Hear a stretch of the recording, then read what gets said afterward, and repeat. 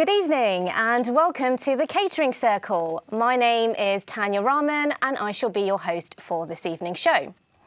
So, we're all aware that the coronavirus has had a catastrophic effect on the hospitality industry, rendering the permanent closure of many high street and independent businesses. On tonight's show, we'll be discussing the use of technology, how we as restaurateurs, alongside you at home, can use technology in order to harness the spread of the virus. Before we get cracking with tonight's show, let's take a quick recap on the previous week's episode.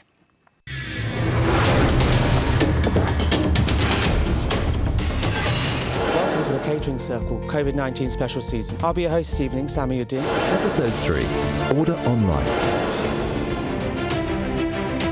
Currently, as we speak, we're talking about 57 million, which is 79% of the UK population. Now, you can control those people through those smart technology. Technology is coming, allowing in-store ordering through the mobile phone of the customer while they're in the pub. The pandemic has been a complete shock to the system, to every single restaurant owner. My takeaway has all the online system just to understand the behavior of the people. I see they are using my customers and wanted to give me money from my own customer. There is a generation gap, and for example, the older generation will still call up and place the order.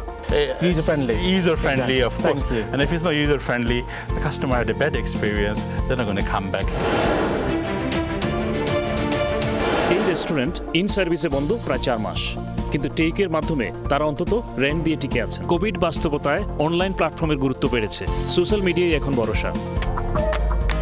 And control your customer, because once you lose your customer, goes to another restaurant, it will be very difficult for you to get it back. Put themselves in the shoes of the customer. So choose a technology that will be easy to use, provide a frictionless, seamless experience to buy the product, to check out. Because when you start looking at that data, you might say, well, hang on a minute, we've got all these teenagers or all these grands that have started ordering. Hang on a minute, we've got a lot of grands out ordering now. Maybe we should make the fonts a bit larger so they can read it easier. It's a very simple ecosystem. It does 3 things. Once I can take order. Second thing, my online ordering coming to the EPOS and it's printing. It's printed directly. The third thing is I've got apps. The apps order again connected to my EPOS and it's printed the order directly. Concentrate on your brand and don't worry about what the aggregators are doing, because you're never going to win that battle. They've grown so exponentially over the years. We need a budget for promotion of our business, especially with the time.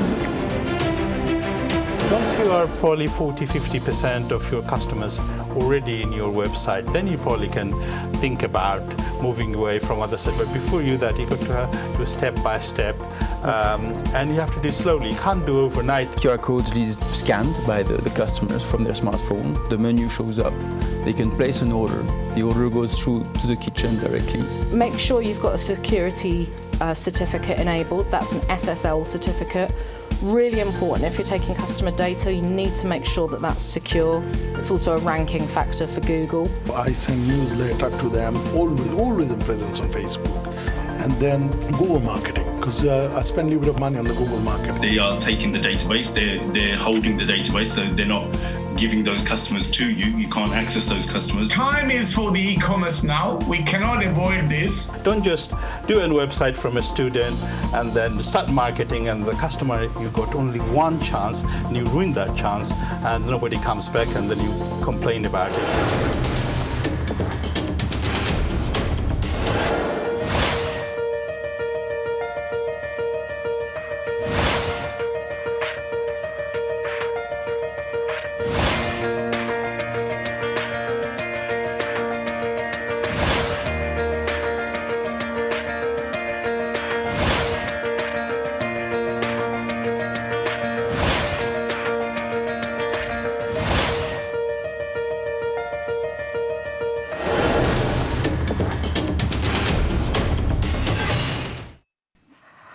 Right, so we have a whole host of esteemed guests on the show tonight. So hopefully we'll have lots of collaborative and engaging conversations. So I'll start off with my first guest, who is the Vice Chairman of Channelish Television, as well as the boss man behind Catering Circle itself. He's also the Managing Director of Purple Eye Technologies and DineNet. Golly gosh, Mr. Abdul Haq, how do you manage to do everything? With everybody's help, especially yours. Thank Welcome you very to much. the show. Thank you. Our second guest is David Living, and he's the founder and director of Seeds Consulting that provides business development solutions to help grow restaurant brands. Hi, David. Welcome. Thank you very much. Thanks for inviting me. Our third guest tonight is the chairman of the Federation of the Bangladeshi Caterers Association, and he's also the founder of the infamous Asian Curry Awards. Mr. Yawar Khan, welcome. Thank you. Thank you for having me in a Channelish tonight. You're welcome. Thank you. And finally, we have Jalal Saeed, who's come all the way from Cambridge. He is the winner of the Catering Circle Talent Show Awards 2020, so earlier on this year. And he's also the owner of a restaurant called Taj Tandoori in Cambridge itself. Welcome. Thank you. Thank you very much, Alan. It's a pleasure to be here. Thank you. Great. So we are going to go to a quick video link now on today's topic, which is technology. Episode 4, Technology. Data-driven decisions will help restaurants navigate COVID-19 recovery. Incorporating technological innovations and up-to-date website impacts on your restaurant's bottom line.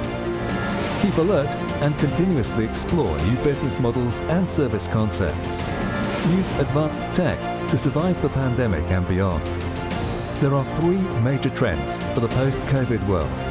Massive adoption of own online ordering system. Automation jumps from the back of house to the kitchen and beyond. And prevention measures. You will need to use sanitizer, sanitizing mist or station, thermal cameras for temperature checks, etc. Contactless payments will become the new normal globally. Contactless ordering models are more in use where customers simply scan a QR code, select from the menu, and pay via mobile wallet.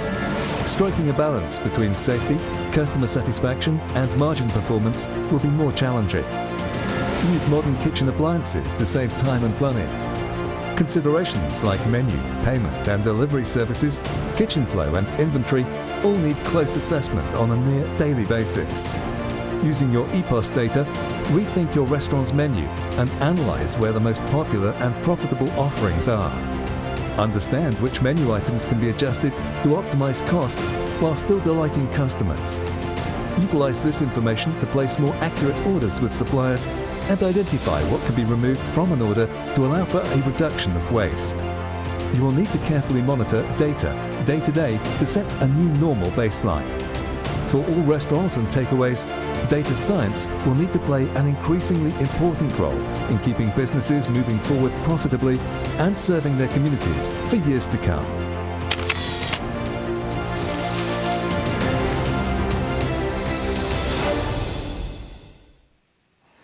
Right, so we're going to head over to segment 1, which is technologies to stop the spread of coronavirus.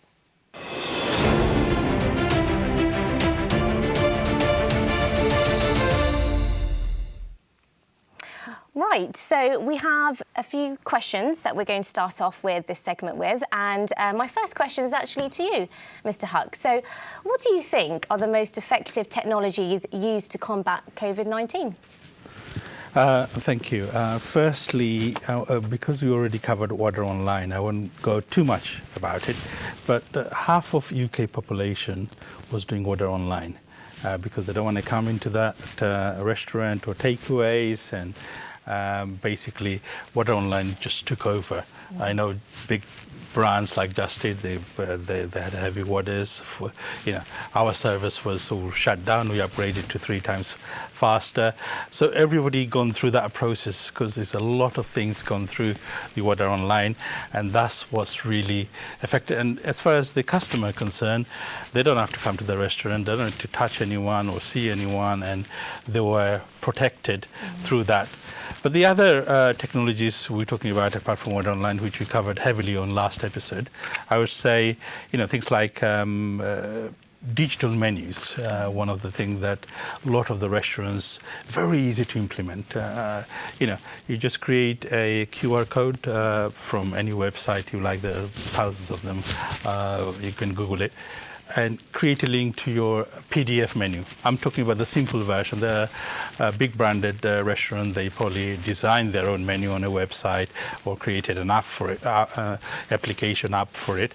But I'm talking about simple restaurant, just create a QR code and giving a link to the website, and that's really quite helped them. The other things I would say, contactless payment. Right. It was very heavily. Nobody's now paying cash. They became cashless operations. I know many of the restaurants I know personally, they said no cash allowed. Yeah. So that's really helped to spread the virus as well. Great. Because you are just flashing the card and or doing it from Order Online through your credit card. Brilliant. And no touching. I know there are a lot to cover technology. There are about 10 more, but I'm sure the others will do it. We'll come back to that later on. All right, we're just going to go to David now. So David, in your experience, how can restaurants harness technology to combat COVID-19? I think actually what you just said was very true. Digital, the way digital is working nowadays, right way through. The issue I think is very difficult because you have very small brands, start-up type businesses. Maybe they don't have the investment. And then you've got the very big brands who've maybe, some of them who are actually struggling as well during this period of time. Yeah. But actually, I think one of the key elements is trying to do things simply. At the end of the day, you still can't forget the customer because most people up until March were still looking for that experience. They're still looking for that service. Things have slightly changed because everything's been done, or a lot more is being done online, a lot more digital, a lot more technology based. I think where the key areas are is that if you can make sure that everything to do with when someone comes into a store, that everything is as fast and as quick and as smooth as possible. Because one of the areas that people still are expecting is to have that service. And I think if you lose that, even though it's more difficult during this period, I think that people will just stay at home. They'll order from home, they'll do it in other ways. So I think that my key element really around technology is really just trying to make sure that people use it in the most effective way because speed is still important. Absolutely. And if you are going into a store and you're expecting to have what you're normally used to having, things have changed. The other area is that you can't get so many people into the same space because there's that distancing. So I think that you want to create that environment. So I'm more about the environment, making it easy, speed is still there, and making sure that it's easy to use. So whether it's on the technology side that we're talking about, you don't want to have a bad experience. Otherwise you think, I spent 10 minutes doing this, and I'm still not getting what I want. So I think my key elements are around those really 2 or 3 factors. You've still got staff coming in, helping you, supporting you. And getting that balance right is how I see the difference. The other thing is that things are not going to change fast.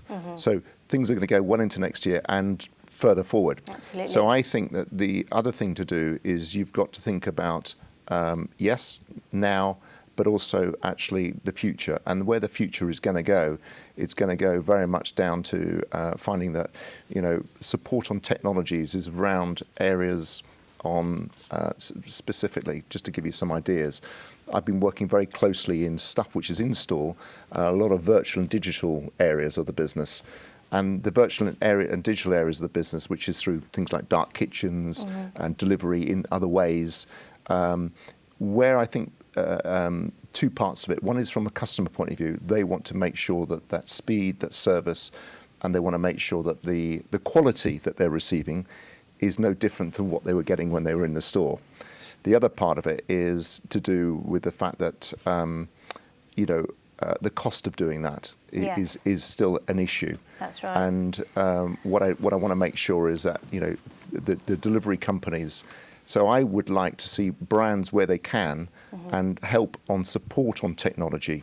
Excellent. In particular. Brilliant. That's the area I'd like to see it because One area, just one last point on that, one area I think which is really coming out very clearly is that, if you have your own app rather than relying on purely the aggregators and developing that side, you'll find that actually all the data from there will come into you as a personal, it's your data. That's right. And developing that side of the business. Exactly. That's the area I would like to see, especially the big brands can do it, but Brilliant. smaller brands Thank you I'd like very to do much, it. David. That's really great points Yeah. there. Excellent.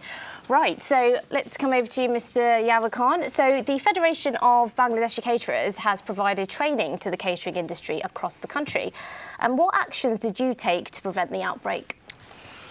Thank you very much for asking me a question, but we was doing the training for last few years, but not for the COVID-19. Right, okay, my apologies. Yes, no one knows how the COVID-19 is coming, and still we all need to learn more about it, how to combat this COVID-19. And most of the thing we are following the government advice and specialists. What advice we are doing, we are follow up, and we are passing those things to our member. More explaining things there. And I think none of us know what to train now at the moment. Yeah, of course, we're all freestyling, aren't we? Yeah, Like, it just no one keep knows. changing. The COVID-19 is a lot of faces coming, but one is going to slow down, is coming back. But I believe in our restaurant industry, which one we are following, advise the customer, we have to make a safer environment to the restaurant. When customer come to the restaurant, they have to feel more secure, more safe. What are you doing in particular around that? Well, we are not doing much about now at the moment, other than lockup 19. We had quite a few meetings on the virtual meeting on the thing like that. But we are about to follow the more, and I think that's what we realistically didn't done any training for the last 6 months. So it's quite, this answer, I haven't got it there, but we are starting something with the next few months. Excellent. Well, we look forward to finding We out. are following basically, we are the government guideline, whatever information coming to us, we are passing to our member. Brilliant. As I said, we are the association. Yeah. We don't have any tool to how to train the people and say, look, you can say from there or Definitely. there. But sharing knowledge is key, which is That's clearly what you're we are doing. So hats off we to are you for sharing the doing knowledge that. from the government advice, advice, whatever they Great, We excellent. are sharing with our members. Brilliant, thank you very much, thank you. So, Jalal, welcome. So, your question is, what technologies are you using at Taj Tandoori yourself, and how have you actually survived the last few months in this pandemic? Tell us. Okay, I think we're actually in quite good times at the moment in terms of technology. There's a lot of data that's behind this technology that we ourselves at the restaurant have actually harnessed to educate ourselves, like these things like taking the data and looking at some key indicators, like we're teaching ourselves about things. I mean, I try and look at it like when you're driving a car, you can see like the petrol gauge, how fast you're going, what gear you're in. The same way, there are a few things that we've started to look at, like I know, like at the click of my hand, like my food costs, my turnover, like the per person average of my customer spend, things like that. Once I got all that information and I was able to easily get it from all the sort of technology and the data, it gives me that confidence to know where I'm at, and then I can see where my percentages are and what I'm doing, whether I'm doing something wrong. If I know that my customers are at like £20 ahead, I can instead of getting extra customers, these customers, I can look at how to increase their spend average and things like this. So there's a lot of things that the technology has given us that's enabled us to have confidence in moving forward in terms of like knowing our numbers, and that's one thing that's helped me. Like we've been investing in a 3-phase supply. I knew what my numbers were, that I could take a bit of money from here. We went fully biodegradable with our packaging, and that again, I was able to do that confidently because people are like, oh, you're paying so much money for your packaging, your direct operating cost should be at 3%, and we went up to 5%. But then what we did was we had a marketing budget where we could take like a couple of percent from there and stick that into the direct operating costs, and what happened was it was brilliant, because when we went fully biodegradable, the amount of footage we got, the amount of people like, look at this packaging, not only is the food nice, but now they're sustainable, they care about the environment. And so, there are many things that kind of intertwine and work well together, and numbers, and then when you actually care about the environment. And another thing that we've been looking into as well is like proper hyper-targeted marketing. Awesome. Well, I'm going to stop you there because we'll come back to that point. Yeah, I really love that analogy of the car. We've just got some guests over on at Zoom now talking about technology. So Should we bring on our Zoom guest? So our first guest is, well, I'm personally a big fan of this chap myself. I love his straight talking, no nonsense approach. He is doing some really fantastic things with his organisation Aron. He's also the winner of the Catering Circle talent show back in 2017. It's Rayhan Uddin. Welcome. Thank you very much. Thank you very much. How are you? Yeah, good, thank you. How are you? Yeah, doing really well, thank you. Awesome. And we also have Sufyan Mia, who is a proprietor of the Champagne Group, another one of my favourite chaps in the industry, and he's coming to us all the way from Kent. Hello, Sufyan, how are you? I'm all right, Tanya. How are you doing? Yeah, you okay? Really well. Yeah, good to see you. Nice to see you after a long time. Yeah, definitely. Awesome. So, thanks for joining us on the show today, guys. So I'm going to start with you, Sufyan, actually. Sure. What technologies are you using over at the Champagne Group, and how have you actually survived the pandemic over the past few months? Okay, I think there's a lot of things that we've already covered. We talked about the app, but one of the things that we do at Champagne is, so we're a takeaway, but also the fine dining side of Indian hospitality. So it's about capturing data. So throughout the Champagne Group, what we have is a company that we work with is Wireless Social. So a lot of people come in, especially in our flagship in Western. There's no service or anything, so people want to connect to the Wi-Fi. And when we're connecting to the Wi-Fi, with Wireless Social, they have to sign in either via the social media apps, Instagram, Twitter, or Facebook. And when they sign in via the social media platforms, it gives them an option to opt in for mail shots, emails, from Champagne Group. So when their opt-in section it's actually selling it to them that they will get something back. What it does, once they opt in, and we have a percentage of about 91%, I think, where people opt in. So we're straight away capturing the data. It protects from the GDPR rules with that data is safe, and the company works with us. But yes, there's a cost element to it. But what happens is that once we capture that data, we're now able to give them out emails, mail shots. They're on our Facebook and Instagram, our social media feed. So everything we post something that people look at that. So through these pandemic times, you know what with the offers and everything else that we had done, it's been great. The other thing is that one of the things that we have done at Champagne Group, we are AA confident. With rating with the COVID-19. So AA confident is something that they look at our risk assessment, what we've done. All the staff that work in-house, front and back, they've done a COVID-19 awareness course. Our risk assessments into the social distancing, sanitizing, everything that comes into it. I mean, times are changing, don't get me wrong, but it's making that consumer confident that your place is clean. Sanitizing is done. Social distancing, even the wearing the masks and the facial guards and everything else. So the customer has to feel that they're going to a place where it's safe. And it's all about, when they come in, is how we capture the data. And the Wireless Social for us, has been amazing because, we can keep in touch. Because once we've got their data, it's amazing. And and also, people interact. Yeah, absolutely. Interact, and the engagement is very, very key.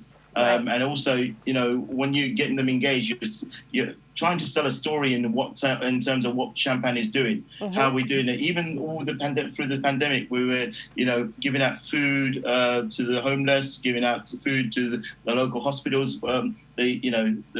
The fire brigade people and everything else. You're selling a story, so people are engaged in what you do. So it's been fantastic for us. Great. Well, that sounds like you've been doing really well, pivoting the business, Sufyan. So yeah, you should be really proud of yourself. I'm just going to jump over to Rayhan now. So Rayhan, I've actually been following you very closely, your journey throughout the past few months on Aron. I follow you on Facebook and things, and I've seen your videos that you post up quite regularly, and you've been quite instrumental in helping a lot of restaurateurs throughout this period. So tell us about your experience. How have you been getting on over at Bombay Express? I think it's been the most interesting time we've seen in human history in terms of hospitality and things that we have to deal with. Technology is completely there. We know that. But what we are looking at is people making bad business choices as well during this time. And what's happening is you'll see businesses make all kinds of bad investments, and then they'll cry that the ROI is not there at the end of the period and want their money back and try and do all kinds of things. But the issue is bad business strategy. So key things, COVID risk assessment, as Sufyan just said, phenomenal in terms of getting his HR completely correct. So important. When we're looking at automated technologies, the industry just isn't ready for it yet. It's not built for those types of instrumental things. And we look at business owners that are of maybe an age 50 plus. If you tell them now they need to integrate with digital technology, they're stuffed. And they've got 30 years experience. It's just not going to be something that they can fall into. At Bombay Express, what we went and did, I looked at it. My dad's in the group that is quite highly sort of with the COVID. And I said to him, I said, look, you're at high risk. The only way we can do this is if it's you and me in the kitchen only.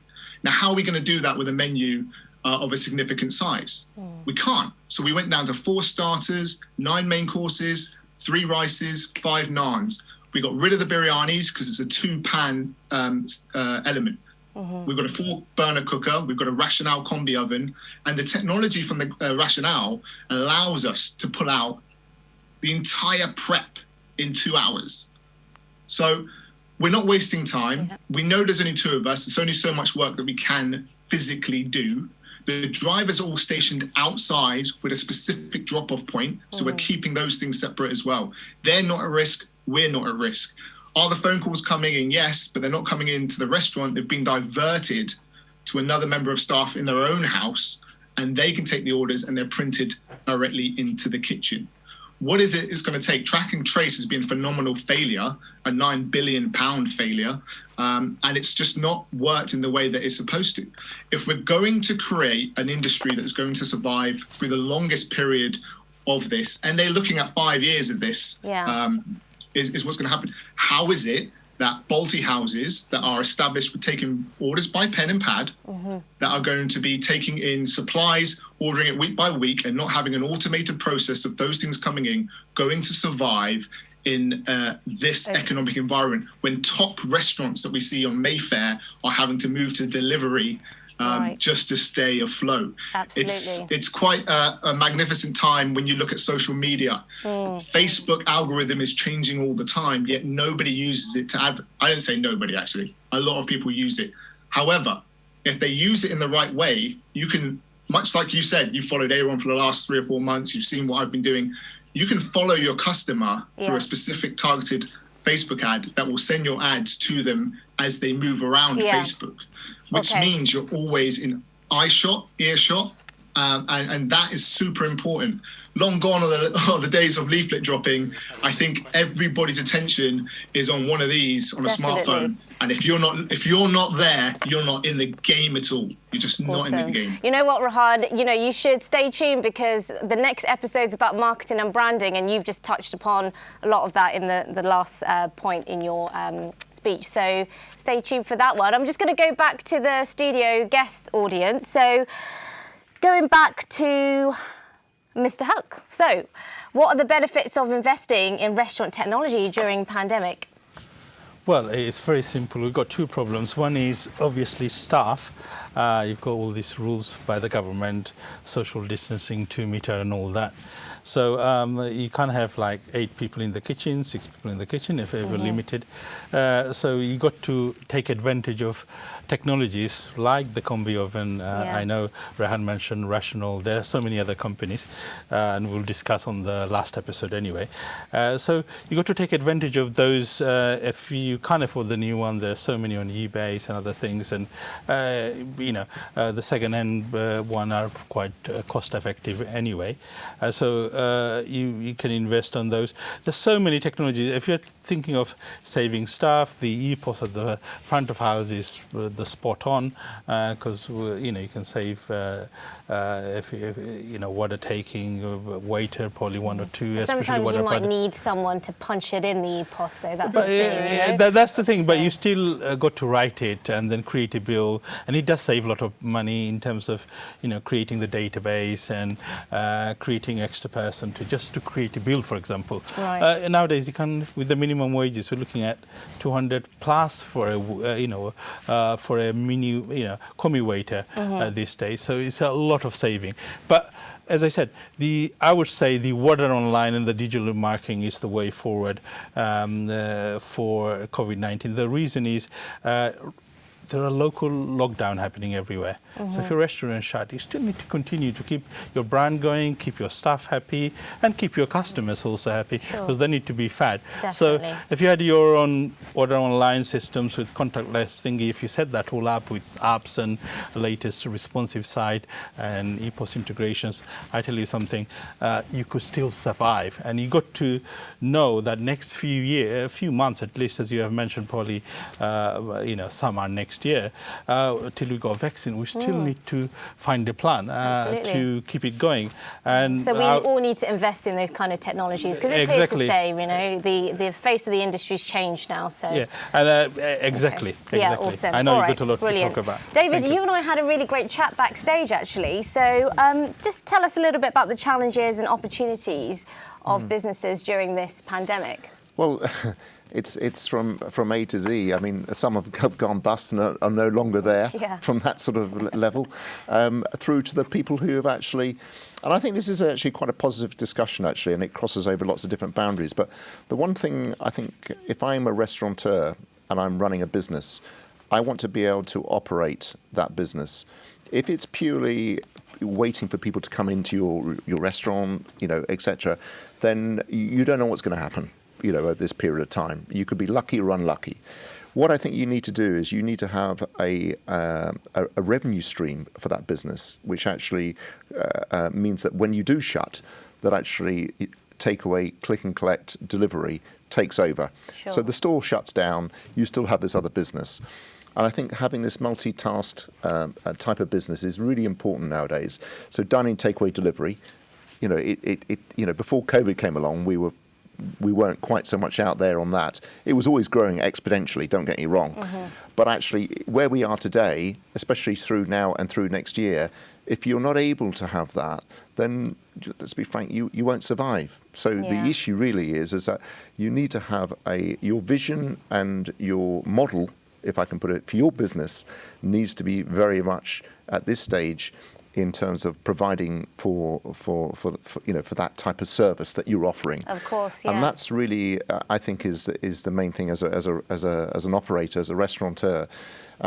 As time goes on, yes, things will change, but I don't see delivery not improving and growing anyway. Absolutely. So the issue is that you might as well do it now because it's not going to make any difference later on anyway. Definitely. To put it bluntly, it's do or die. Yeah. Right? So I think that that's what I would say, and I'm working a lot in the sort of the virtual, the digital areas of the world, and I think that's really if you're not in that, and bearing in mind, quite lightly actually, is quite nice. I mean, I'm well past the age of the digital age, but I don't believe that, David. the interesting thing is that where the businesses are right now, that is where all the investment's going. Absolutely. And that's what you need to do. Okay, fantastic. Thanks, David. Right, Mr. Khan. So, how can the Federation of Bangladeshi Caterers help restaurants with the COVID pandemic? Tell us. Well, I think David already told me what we need to do. I think so. What I can do now, the future of the business is the technology. You have to appropriate technology. And I think I'm in the 70s. I've opened my restaurant in 1974, 75, wow. And I'm like Aaron said, old-fashioned is is a very long time. But it's still going? Still going. I'm still going there. So that's impressive. Yeah, so we have to move with the time, and we have to adopt a new technology as well. Have to keep it up to date as well, all the modern technology as well. And this is a feature of the business. We cannot deny that. If we can, our industry is a lot behind still. Many restaurant is not adopting the technology. We still have a bigger menu and things like that. So I think since COVID-19, we should think about making a smaller menu like Aaron said, there were maybe 8 or 9 main course you started and thing, and how we can make your place more safer, and that is what we should all adopt it. It's a big tough time. Yeah. Is the next 6 months or a year, nobody or you didn't prepare for this. All we all know the curry industry or food industry is changing, but this change is a completely new, and we don't know what change is coming. But we all have to work together, and we have to adopt more technology and do something better to survive. And most importantly, we have to be COVID safe. Brilliant. Train our staff to, and when customers come to our restaurant, we have to feed them safe and secure. Awesome. Thank you very much. Those are really great points. Jalal, you came up with some really great ideas earlier when we last had a chat. So can you give us some tips and tricks to hit us here and the guys at home on how you're using technology in your business? Yeah, I mean, basically, I don't know. I mean, what we're doing, like we looked at it like there's only 3 real ways that we can make money from our restaurant. One is to get more people in, and one is to get those customers spending more money, and the third thing is to get those customers coming in more often. So they're the 3 ways that we can make money. And we've looked at a lot of things. We've worked with we have a media marketing team. We're working with them on trying to, because we can't deny the online presence and the number of customers coming through online. So what we're trying to do is get the dining experience that people have that same experience. I think yourself touched on that.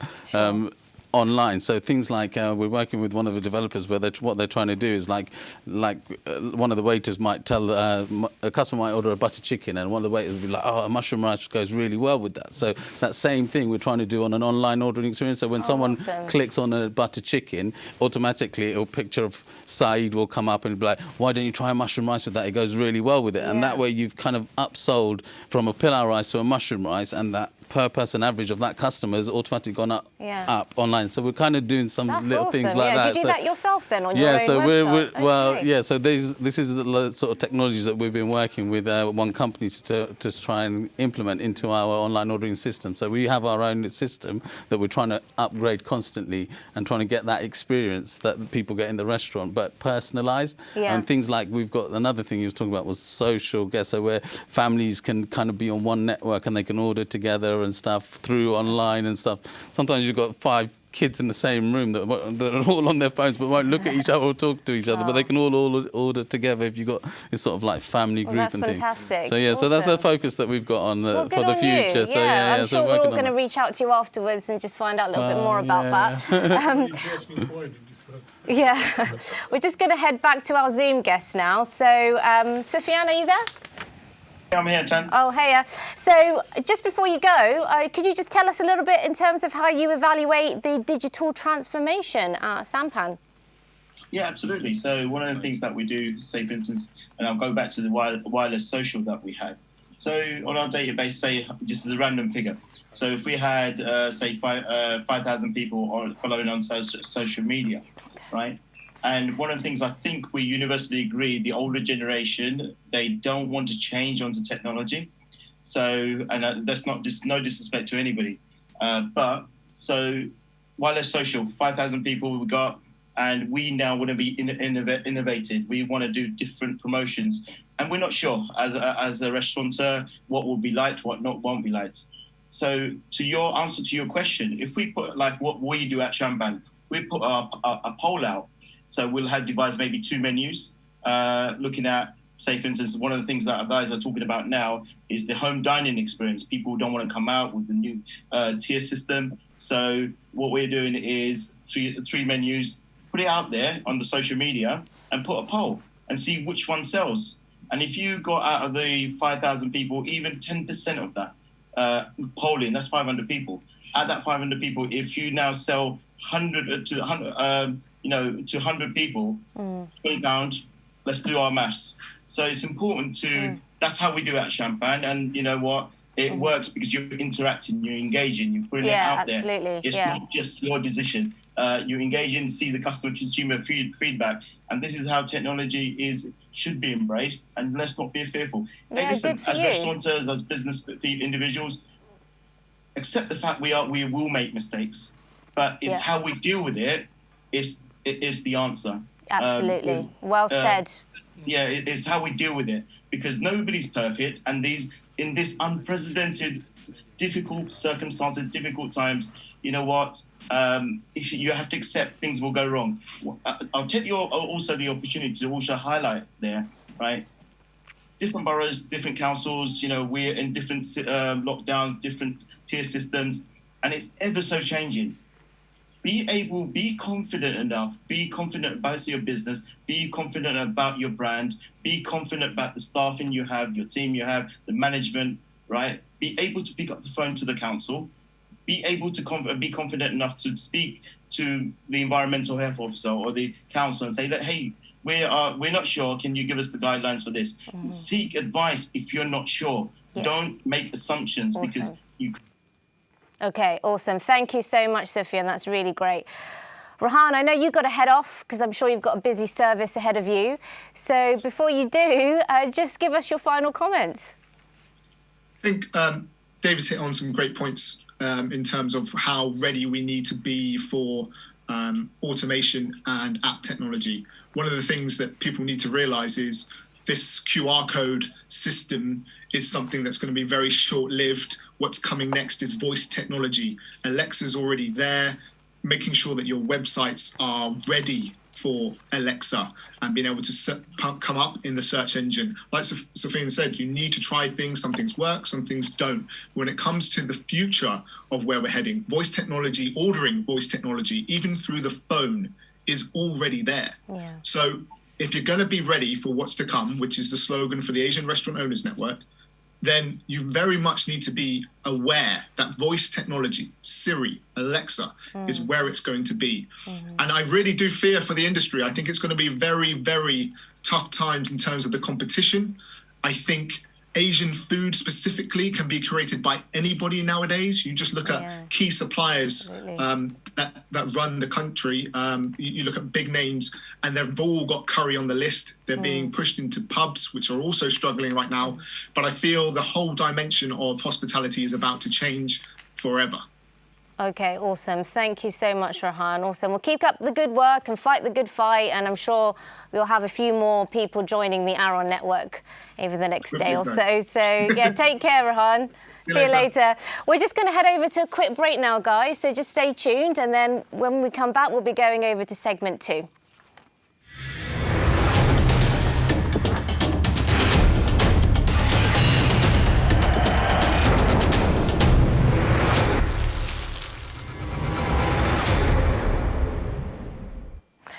Welcome back to the Catering Circle, which is a COVID-19 special season. This part of the segment will be focusing on front of house technologies.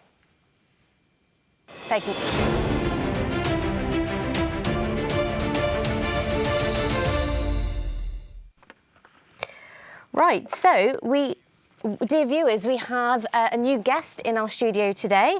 His name is Jassim Hussain. He's the winner of the Catering Circle talent show from this year, actually, 2020, as well as being the owner of a very popular restaurant down in Brick Lane called the Shoreditch Fish and Chips. Welcome to the show. Thank you very much. You're welcome. Right, so we're just going to head over to Technology Solutions video now.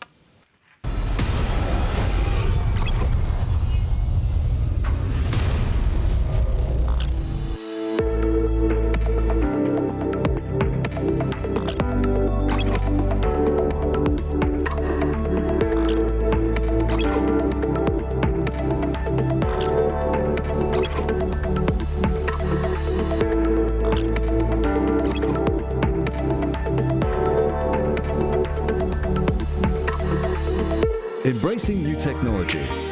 Use appropriate EPOS system, digital menu, apps, boards. Create social media pages.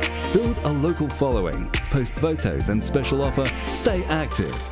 Set up a website. Invest in your restaurant website.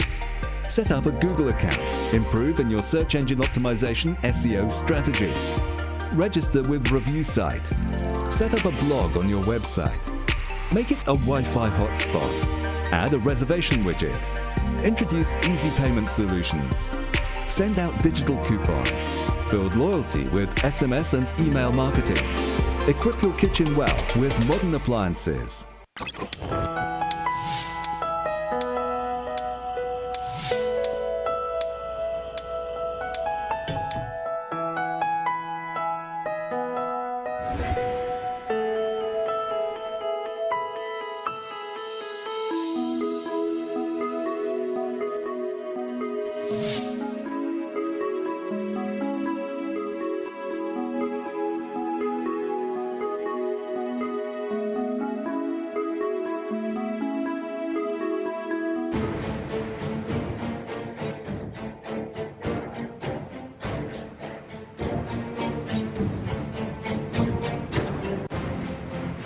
ওভারনি শেষ করো তাড়াতাড়ি অনেক কাম হয়েছে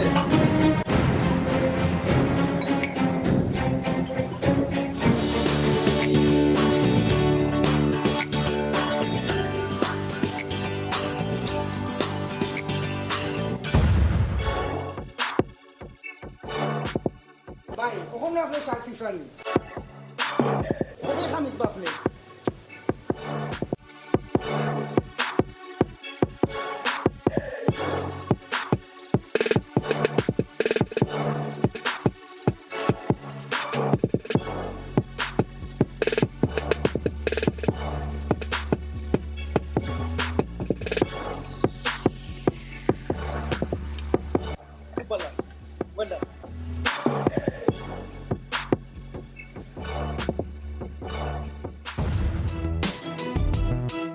भाई restaurant पूरा busy यार अपने customer रह के मोबाइल फोन ना फेसबुक को देख रहा भाई इतना तो उचित ना है डिस्टर्ब करबो ना ब्रेकफास्ट भाई ब्रेक को खत्म कर लेते हैं अपने ब्रेक একটু আগে ব্রেক নিলে আমারও ব্রেক কাস্টমার রাখকে আপনি মানুষ ভালো না আপনার কাম আমি করতাম না আপনি কিতা করেন কালকে থেকে আপনি মানুষ দেবেন রাগ করেন না জানি ভাই আপনি বক্কা জি না আপনি মানুষ দেবেন জি না বক্কা আপনি রেস্ট করুন কাছে ব্রেক নেবেন কোনো অসুবিধা নেই আমরা বলগা thank you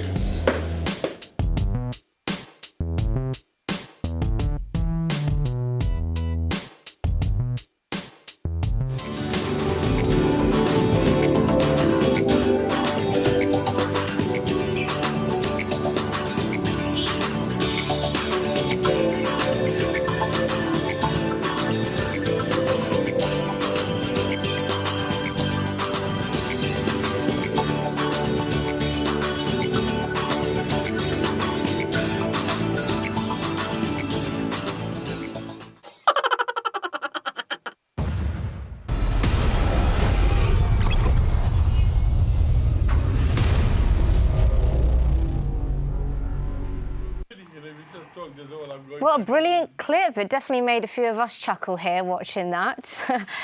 So this part of the segment is based on front of house technology. So I'm just going to head back to our studio guests. So I'm going to head to you, Mr. Huck, again. Can you actually give us some examples of must-have front of house technologies that you think improve business? All right. I mean, obviously, I think a lot of the people now moving into EPOS system, and the reason is if the coffee shop have an EPOS system, why not restaurant? Sure. And it's automate, with the iPad systems and everything, so you could save so much time, especially from mistakes on, say, Thursday, Friday nights or Saturday nights. You forgot to put a wine bottle in, or you charge extras, or you've gone to the wrong table, that kind of stuff. The EPOS systems really helps you that, and most importantly is the database you create, especially with takeaway system with your caller ID and postcode database integrated. Communicating with your customers, and then if you have a digital marketing system built in like SMS and email systems, nowadays.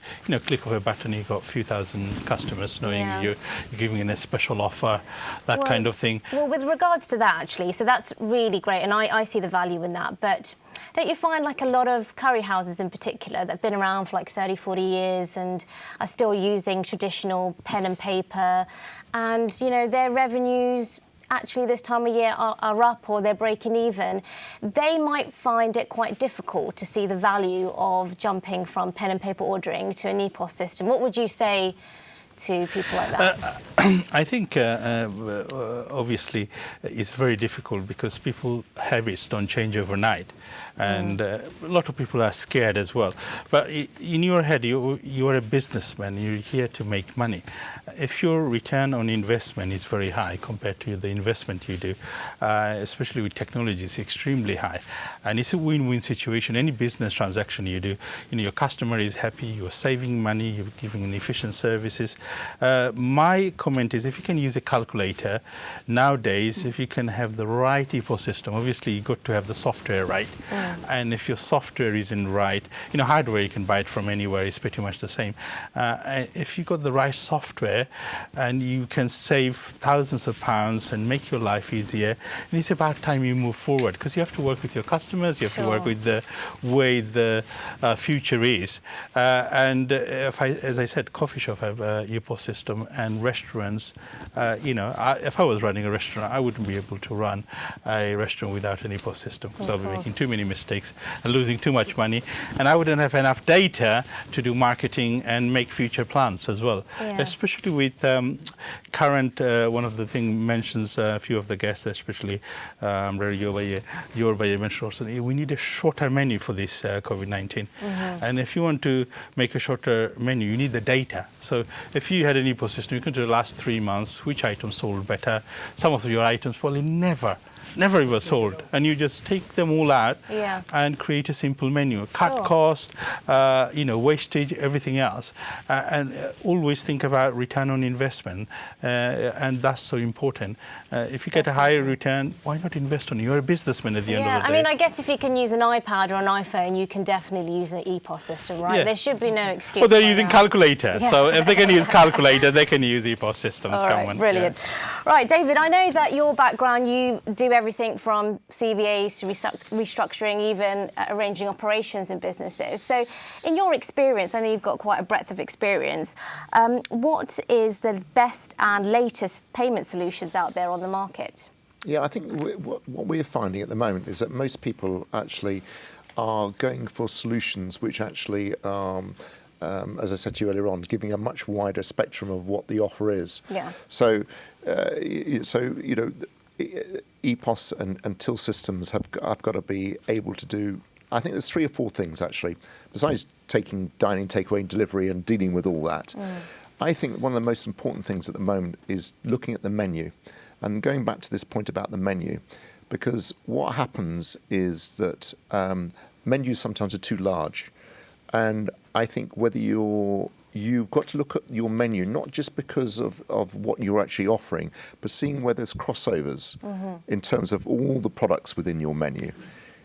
Because that's where you make the synergies, that's where you make the sort of the reference to it. That's one area.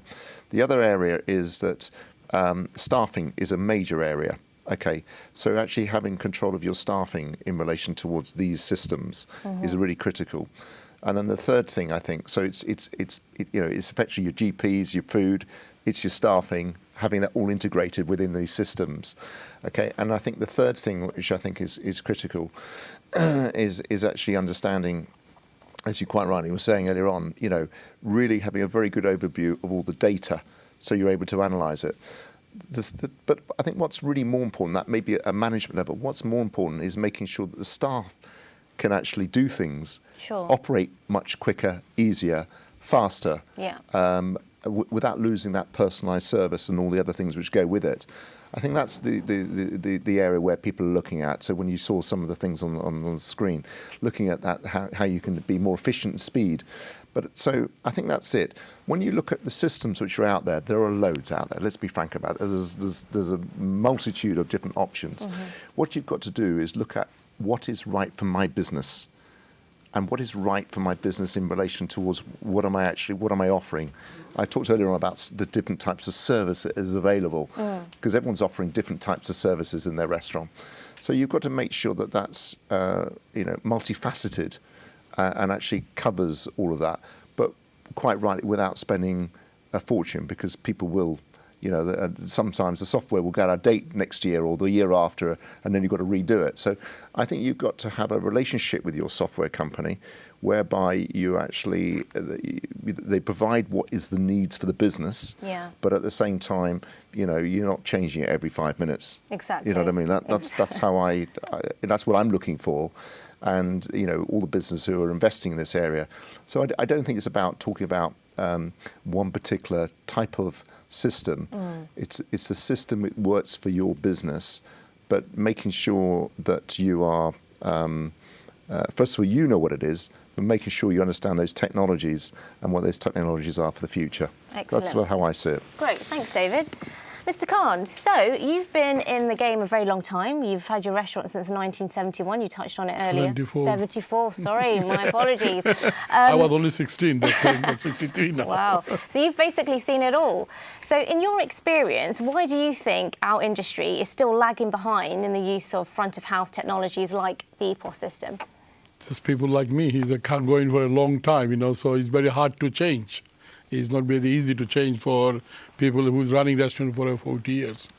No, yes, we are all changing. I think the change is coming quite fast, faster than we are thinking. I noticed last few years, people are taking the modern technology. People are doing more, catch up with it, make a smaller menu. EPOS system, which one I got one from Mr. Hawkins EPOS system, which one working quite good with me. I had a normal system before as well. Yes. Very brave. Yes, so it is. No, I think we need to do lot catch up with it there, and a lot more to catch up as well. With the time, I think a lot of. I came here today, and I think I learned something from David and a few other things as well. The industry is moving fast, so we have to change, come up with the time as well. Yeah. And we have to. We have got no other choice. We have to adopt the modern technology as well, and market is very competitive market, very hard competition as well as the game. So who can survive? Who's the best? So you have to be able to your competitor, Sure. Things like that is all I believe, and that's the way forward. Absolutely. I believe. Well, that's exactly what the show is about: sharing knowledge and learning from each other. Well, I believe today I learned quite a lot of things. There's some of the Joe man, the David and Mr. Hawk is there, and I'm sure our audience got a lot of new idea and technologies, idea how to think we can do better. If I just, as I said, I started restaurant in 1974. The best days is gone, and even in the 90s, 2000, and last few years, it's changing. So if we want to survive in a business, we have to change with ourselves with the time and catch up. So our young generation, like yourself, is my daughter and my son, are all modern, so we are helping them to set it up, and I'm sure they can compete with the present situation as well. And we want more young generation from our industry come and join the industry, like yourself, as I said. You are the role model of our industry. I know I've been here. You're too kind. No, you're doing something very good, and I believe we can have to work together, and knowledge share our knowledge. Yeah, absolutely. Great. Brilliant. Thank you very much. Thank you. you. Right, Jassim, I know you're doing some really innovative things over at Shoreditch Fish and Chips. So tell us about the technologies that you're using in your restaurant. I think we have to concentrate on, during this time, during the COVID time, how best to survive. So one of the 2-3 things that we have been doing is, with the EPOS system, it collects a lot of data. Sure. And with that data, you can, like I said in my previous time when I spoke, is you can see your peak times, best-selling items, and so on and so forth.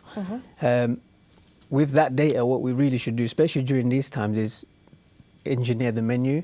So limit your menu, but limit it in such a way where you will reduce costs in terms of stock. I also look at which items are high profit margins, most popular dishes, and push them forward more. What that automatically will do, it will reduce your employees' hours as well, because there's less time to prep because there's not as many items. And then you can kind of pinpoint and select dishes which are quick to make with a high profit margin and popular. So the EPOS systems gives you all that data. Allows you to be more efficient, basically. Yeah, right? and with the, as Hokbai will know, we can change the menus ourselves just by going to the management settings and do it all ourselves. There's no need to call the service department or anything. So you can tailor make it to what you think is best using the data. With the EPOS system, what we've done is it's connected to our online ordering, so reservation widget with open table. The code could be on Instagram, Facebook, or wherever. And that will automatically be connected to the EPOS system. And the receipts will print out how many guests. If they want to place the order, they can place the order or just reserve a table. Fantastic. And it comes on my phone as well, because I'm not there at the shop all the time.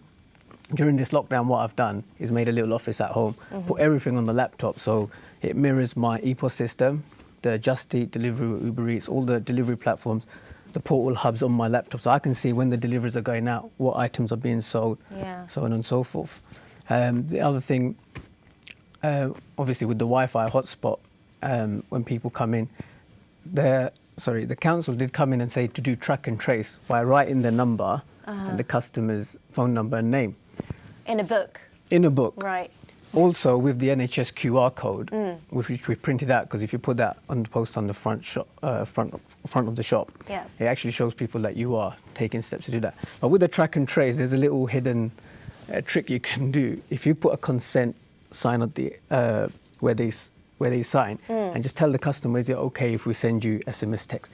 You're basically gaining their phone numbers in an instant. Yeah. And where they sign, and when the customers eat and you give them a good service, they're willing to talk to you, they're willing to take offers.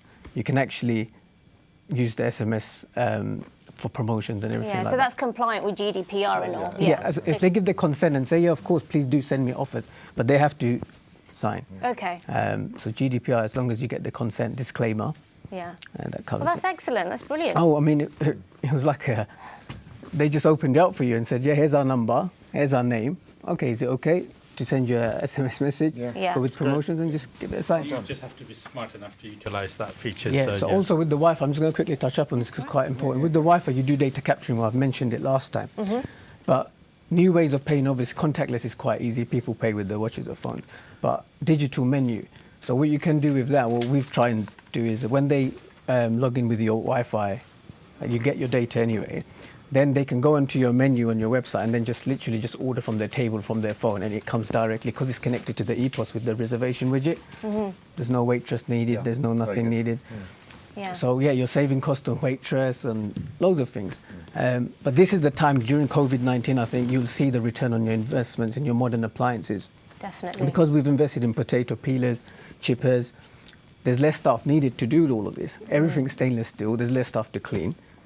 So this is where you're saving all your costs. And then when you order your stock, is all done online anyway, so you'll save a lot of money.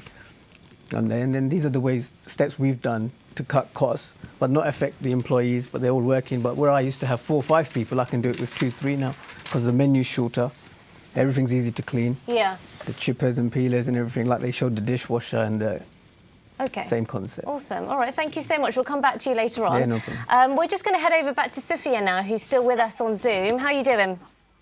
I'm all right, Tan. I have to say the line's very fuzzy, but I'm just about to hear you. Okay, all right. I might have to shout a little bit louder then. But Sufyan, tell us about what front of house technologies you're using over at the Sampan Group.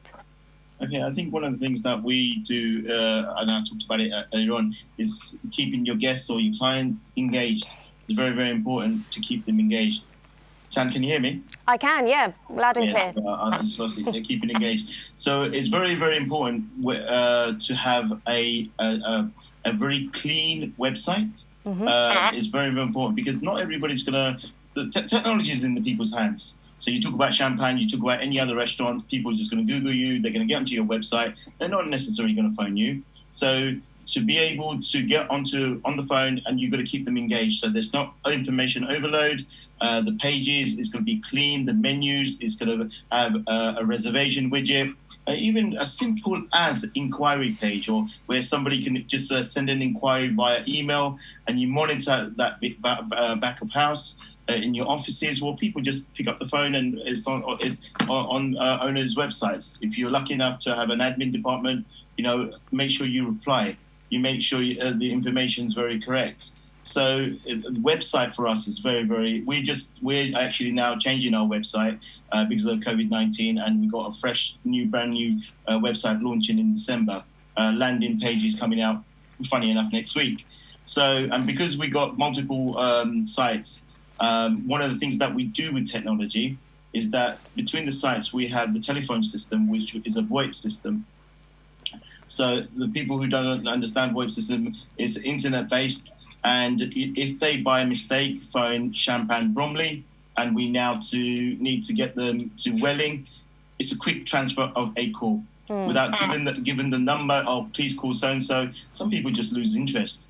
Okay, and brilliant. it's all about keeping them engaged. Awesome. So, with the VoIP system works very well. Or it could be like, a Welling branch, have they got any reservations? So we can log on to our systems from on the back office, and we can tell what branch has got what availability. Now, if there's a specific inquiry, you can keep the customer on hold. Awesome. Sophie, I'm going to stop you there for a second because back office stuff, we'll talk to you in the next segment about that. So don't spill the beans just yet. Just hold your horses. And I'm just going to pop back down to David again. So David, just tell us a little bit in terms of what are the benefits of investing in restaurant technology. I think actually it's great because what a great example of what he's just done. Do you know what I mean? And I think this is actually very relevant to where we need to be today. One of the key elements is that people look at it as a cost.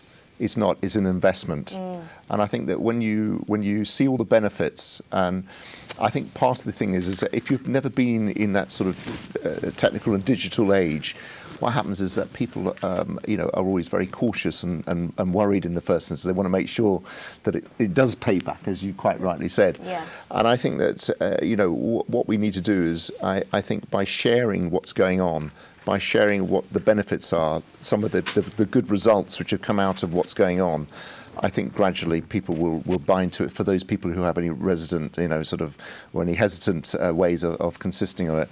One of the key areas, I think, though, is that the way in which you do it, it doesn't need to be expensive. This is the message I want to send. I don't. Yeah, Jassim's a great example of that, right? This is absolutely the sort of the message, and I think that where you are today, if you can get into not just what you've just been saying, but the sort of wider understanding of what the technologies are. Yeah. It's more about understanding what's out there. Yeah. If you understand what's out there and you understand the possibilities, because you don't need to take very expensive pieces of equipment. It's about doing things. Even if you start off by doing it in a short way, you'll find that actually the benefits will come to you. And I think that, I'm always looking in all the business I work with, everything's about return on investment, but without losing, the style, the culture, the way you want to work, the way you want to come over to customers. And that to me is critical. So, as I said to you, there's many examples, and the guys who've been on the Zooms today, another very good example, and one of the things I've noticed, though, over the years, people never captured data. And I mean customer data. You're talking about GDPR and all that sort of stuff, but that is really important, how you communicate with your customers going forward. You will do it for a period of time, but this is for your next generation. Yeah. This is for your kids, and well, probably they're doing it for the other way around. But the point is it's how do you keep that going for? Yeah, and in regards to data, it's like the most valuable commodity in the world. It's got value gold, as well. Right? So when you sell your business further down the line, that's part of it. Yeah, absolutely, brilliant. Thanks, David. Right, we touched on briefly third-party reservation systems. Mr. Huck, how useful do you feel these systems actually are? I think for restaurant, it's very important you have a reservation system. Again, it's a bit like order online, whether you have a third-party one or you have your own one. The third party used to be Top Table, quite famous, but now it's called Open Table, as you know. Yeah. They're very good, but the problem with them, they are designed to take a lot of your profit. Yeah. We're talking about £2 to £2.50 per guest they charge you, and then if you want to do marketing on top, a few £100 for a mail shots. So you end up paying more money just for bringing as a guest into it. I would say it's a balance you got to do. If you are smart enough, you can use them for a bit and then slowly build up your own database and kind of bring the customer in. But again, you got to be very smart. Otherwise, I would say just create your own one. Most of the online companies, whoever you're using, they will provide a free reservation system built in, or a very small monthly fee. That's about it, fixed cost, linked with your website and probably your EPOS systems. And that's probably work better for you rather than going to the third party. But again, if you can utilize the third party, it's great because they have a big marketing databases, millions of people, and if they can get customer for you, it's great. Yeah, Jassim, I know you want to add something on that. What Akbar said is very true. Yeah. My point of view on Open Table, Just Eat, Uber Eats and Delivery, they're such big companies. They reach out to so many people with one. So it's like an advertising platform. So my advice, one thing I do, I know they charge a high commission, but we need to beat them, right?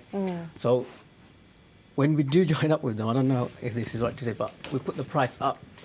but you're using your brand name, your logo on their website. Yeah. Use it for a year or two. Uh-huh. You'll certainly collect data now because you've got contact free, the customer's address, name, phone number, everything comes up on their receipt. Uh-huh. That you have to take onto your website now. Right. Yes. And then it will be implemented. So you're taking their customers. Just to correct you, there are a few companies like Just Eat, Yeah. you cannot increase the price. I know Uber Eats and others, they don't have that policy in place, but you just have to be careful because otherwise their customer complains, you then don't get your commission, and they control your money. They'll just take it off from there. You wouldn't even realize they've taken all that money off from your actual credit card payments. So we just have to be very careful as well. Some of them are, you cannot increase the price. So it's just a matter of understanding where we can increase the price, where you can't. Definitely. It's very important. As well, I'll tell you some stuff. I'll be in on that chat. And not Yeah, online. yeah. Okay. I think, can I just say on this, Yeah, one sure. of the things which I think is happening in this, of course, it's quite right that you use all the big aggregators, etc., but I actually think the smart ones are still doing that, and the other ones are building their own app, okay, and they're finding that actually, as you quite rightly say, as time is going on, all of those people, all that data and all that input is coming onto them. Transferring. So they're not actually paying their 30% or 35 or whatever the percentages they're paying, and in fact that means they're saving quite substantial. So the investment you put on your own system Yeah. is automatically paid for that reason. So the thing is that for me personally, in all the business I'm working with, majority of them are using all the big aggregators. But the smart ones are starting to actually build their own systems. And as time's going on, the percentage of all of their delivery, instead of being 100% to the aggregators, it's now coming back 70, 60%, and it's coming through there. And they're making far more money, far more, without having massive investment. Brilliant. Can I Thank add to you. your point as well quickly? see what you said about like when we get a Just Eat delivery or Uber Eats, what's stopping me putting my leaflet and my Exactly. website into their bag? 100%. Yeah. Always you yeah. can put your leaflet there. Yes, you can even Absolutely. show you're going to get 20% off if you do it on my website. Exactly. Yeah. And that website is connected to my e-post. So to answer your question, regardless of what you have, whether you go to the online giants that are available on the market, you still have your own website, branded one, so that you can work on it. The reason is before we used to have desktop computers, and not even Just Eat was making, or big giants were making any money. Ever since this Apple got their smartphone and Samsung, over 70%, we're talking about 58 million just in UK, got smartphone. So they're doing order online, and it's a huge amount of money going through. And if you are smart enough to have your own website, have the other website, as you said, collect the data and slowly transform to your side. If you can do that, it's brilliant, because, say 70%, that's every £1,000, Exactly. £700 you're giving for nothing, which you could save. Absolutely. And it's so important. And I think that will also, hopefully, by the more that's going on, it'll drive the price down, because, who's in control? Yeah, exactly. I mean, when Hungry Hours was there, Just Eat would be really scared to go over 10%, the commission. They would never go. They bought it, they changed the increased to 14, and then everything else. It's just ridiculous. We need those companies back again, to be honest.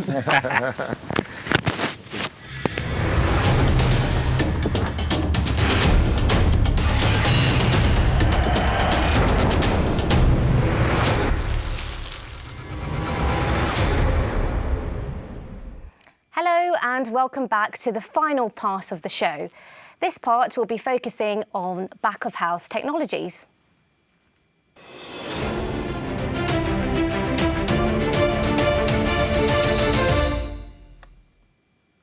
Right, so segment 3, as I mentioned, is back-of-house technologies.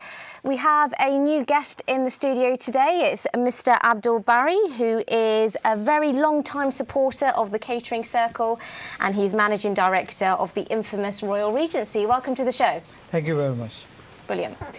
Right, so going back to back-of-house technologies, I'm going to start off with you, actually, again, Mr. Huck. What kitchen technology do you suggest to increase productivity in a restaurant? Well, I think we've seen on the video there's quite a few, depending on your size of your restaurant. A dishwasher is one of the common ones. I know a lot of people got it now, but it was so hard work, because it used to be very difficult for people to implement dishwashers. So dishwasher is quite common. I would say simple thing like microwave. People buy a home microwave, so half get cooked. It takes time. The rice doesn't get hot.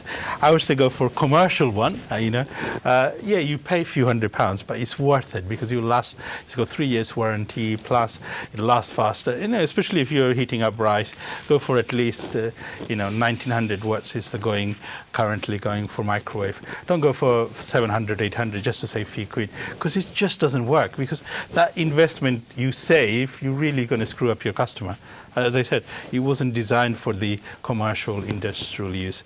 The other stuff is now is obviously we lightly touch is combi oven because staff crisis is there. Now you could almost replace, I think with the right combi oven, your tandoori chef. You can do chicken tikka, you can do nowadays a lot of the grilled food, you can do the steaming stuff, like you can even create rice, the vegetable stuff, get it all ready.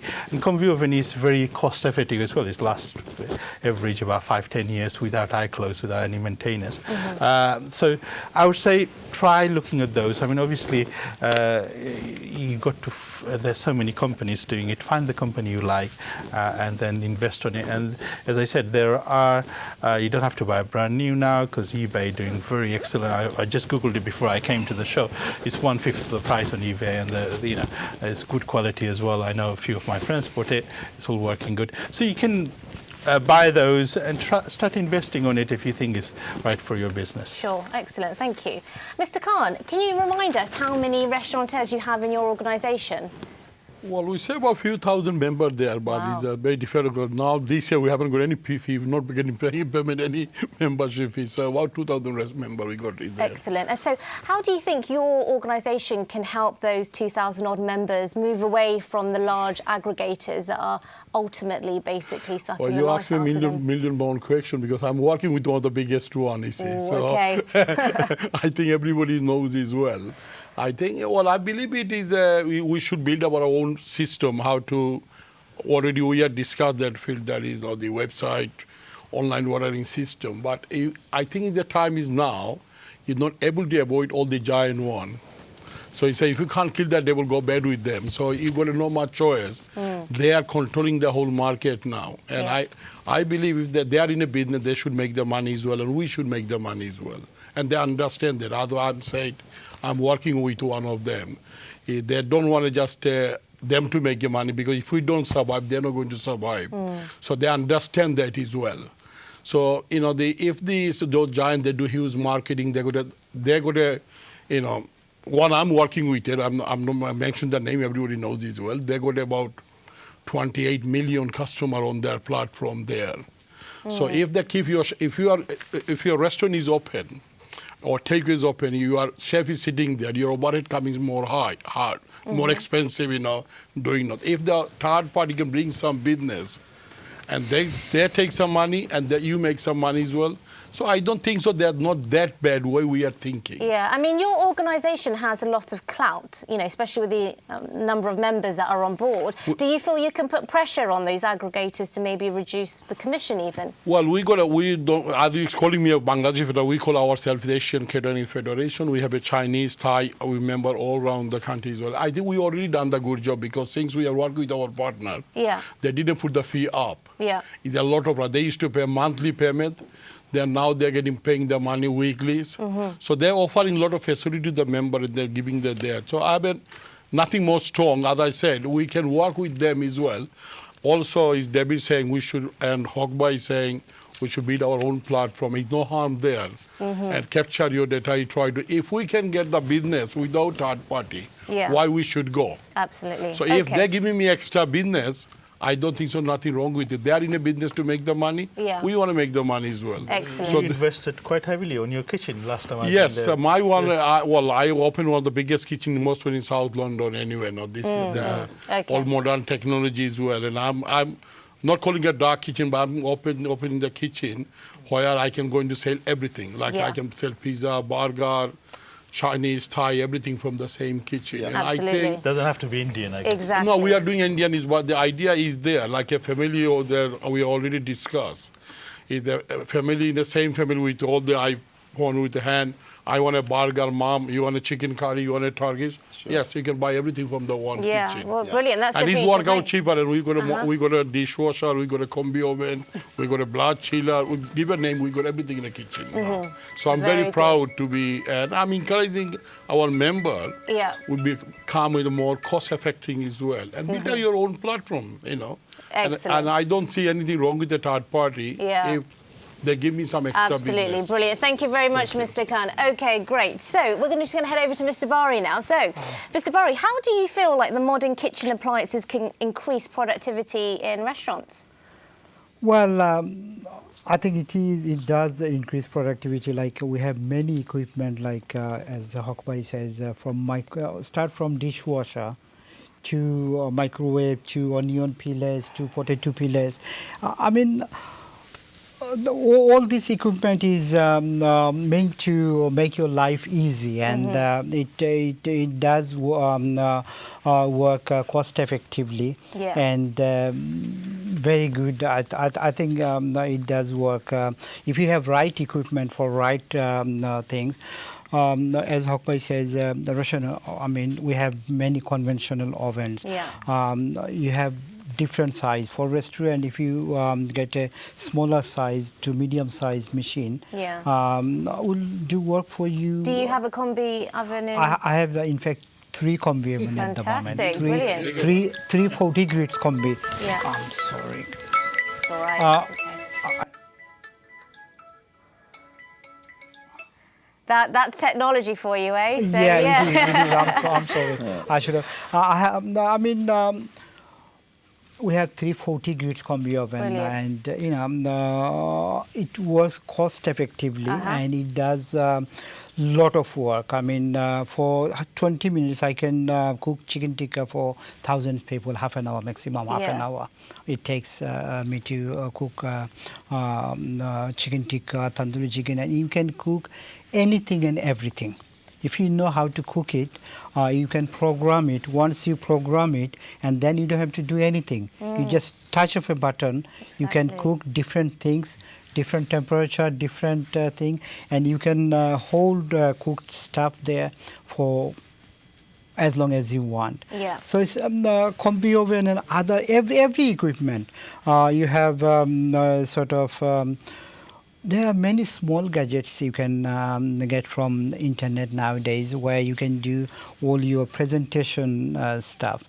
They're small, but they're very sort of innovative way you can do things. So you have. Would you say, can you replace your chef, for example? I know some of them said, tandoori chef, for example. Is that possible? Well, you have to give spices. So you have to have someone who can you cannot get rid of tandoori chef. Yes, if your chef can put spices, and then of course you can get rid of tandoori. But depends how busy you are, how much you need to buy. Exactly. Less staff, you can do more job with fewer people. Why investing on equipment? As I said, let me give you an example. I mean, before I have my combi oven. For 1,000 guests, if you want to have 1,000 tandoori chicken, you need one man's whole night. Yeah. Keep putting he have to put all this tandoori chips into tandoori oven, and it's not. Then there's a problem of controlling things, controlling temperature. You can have many burnt tandoori pieces. With combi oven, you just put everything inside, and you just set your temperature. It can cook for you within half an hour, 40 minutes. It cooked. Excellent, everything. Brilliant. Thank you very much. We're just going to head over to Sophia now. Sophia, are you still there? Yeah, I'm just about to hear you, Tan. Awesome. Okay, all right. So, just quickly, before we go, I mean, what back of house technologies are you using over at the Sampan Group? Sampan Group is very important. I think we forget the modern age. A simple laptop, simple desktop back house, keeping your HR records, keeping your health and safety records, accident records, and emails, interacting with the outer world. It's very important that you have a system in place where you can store everything. I know we like it in Indian restaurants or Indian hospitality. especially the Bengali sector. They want to keep on paper trail, but keeping it, scanning it, and putting it on the computer. It's in a cloud system. We actually have a cloud system where we can actually access data from any of the branches from anywhere. So we don't physically have to go. So when I talk about data, we're talking about the HR system. Very important that you're able to do that. And, talking to someone who understands the system, how to upload, an application form or CV or their records, the identification of a staff and putting it in records. So if ever you actually get investigated or anything, the records are there. So in the cloud system. So for us, it's every branch will have a computer or a laptop. Ironically, we've got both. General managers will have their own laptops, and make sure emails are followed up, inquiries are followed up, because as I said previously, the inquiries don't just come on the phone. It's via email. It's the modern technology where people don't want to pick up the phone. So it's very, very important that you interact that way. So also making sure that all your records, creating, I know Outbreak turned around and said, on the EPOS system, having an inventory, having the right software. Unfortunately, not everybody will be in that financial position where they can have the right software or they can update their system during these difficult times. But a laptop or a computer system and creating an inventory for yourself to keep, on an Excel, simple as Excel sheet where your stock levels, what you use in a week, what what's outgoing. So for me, the simple office side of things, and you don't have to have an extravagant office. It could be a table and a desktop in the back room, and having a computer system. It's very, very, very important. Then it can become very sophisticated and introduce iPads and things like that. But that's going really, really technologically very advanced, where you can go to customers and show them your gallery of the events you've done. COVID-19 guidelines permitted, so things like that. So Sufyan, what would you say would be your final golden nugget of advice you could give to those watching the show today, based around technology and based around what you've said so far? The golden nugget would be basically, look, go and seek advice where you think your business is, and professional advice where you're thinking you're lapsing in technological side.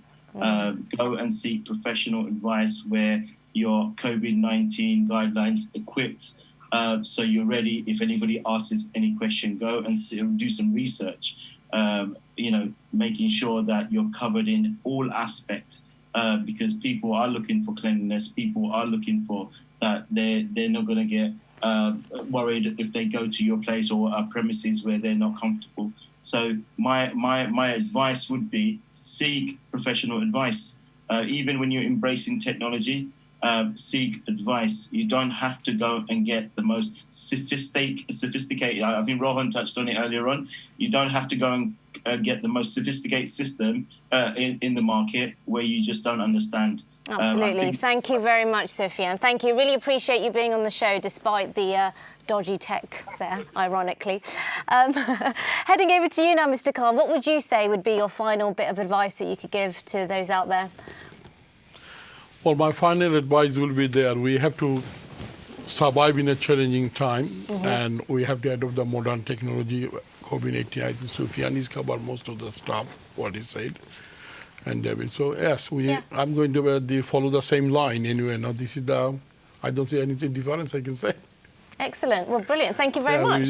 So that's the way we should be work together, and I think is that sharing our knowledge and idea. Fantastic. And that's survive exactly what this show's This is about, a very right? challenging time we are going through.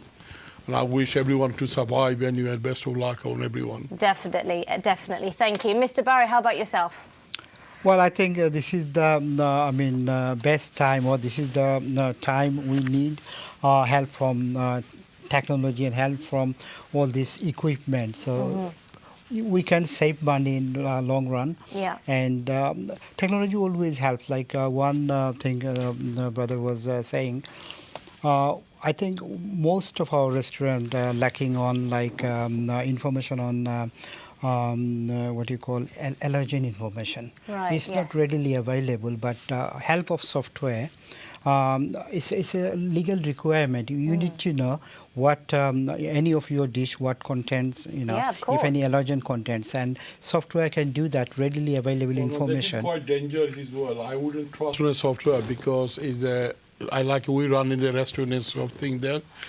And if the customer put I'm allergic to almond or something like that, as our small kitchen as a small Indian restaurant, sometimes they don't look the small print.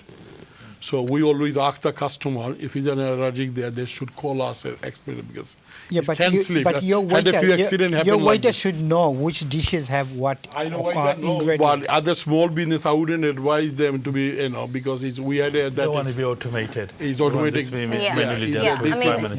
accidents all about online platform. They don't take any word of the allergic thing as well because you need to.